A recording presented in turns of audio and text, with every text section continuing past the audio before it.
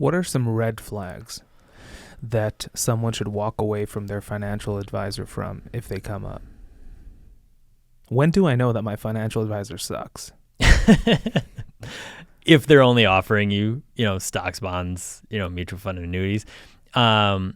If they ever say that there's no fees associated with this. Here's the reason I'm asking before you answer.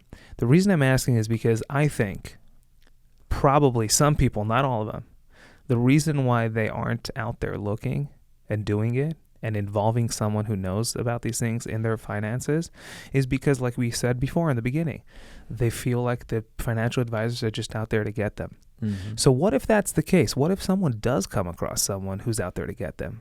What are some things that people could look out for? Well, it's more so you ask them, like, what are your fees? How do you get paid? Have them, them structuring a portfolio for you is not going to be advantageous. What type of investments do you have and do you offer? And what are your, time frames? The typical questions I get asked are, what are your minimums, or, what's your return? Show me what your return has been for clients. And anybody that asks me that, like, what's your return? You hate that. I don't let them become my client. Right. Because it's not about that.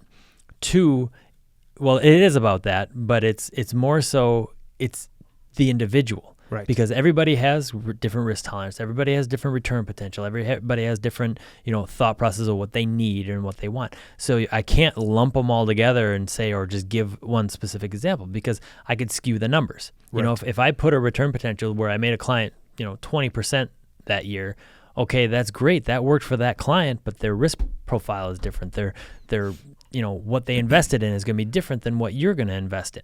So that alone is, if you're only looking for, make me the most money and the shortest amount of time, that's not going to work for me, because those are the ones that I'm going to have to deal with on the phone when shit hits the fan, per se. And any investment has risks. I can't guarantee anything when it comes to investing, because you're investing. It's going to have risks. Things are going to happen. And that's why we stress the diversification aspect of it. If I put you in 10 different things, I will tell you straight up, one or two of those things are probably going to fail or not going to work out the way we had planned. But that's why we're in 10 different things. If I knew what was going to pay off and what was going to be the best thing, I'd put all your money in that. But I don't. So I'm diversifying by letting you know that I know the only guarantee there is in investing is that something will go wrong. So I know that something's going to blow up. So that's why I'm spreading stuff out. And anybody that guarantees you anything or tells you that they can make you 20% year over year, Red flag. I've been doing it. Yeah, that type of stuff is not good.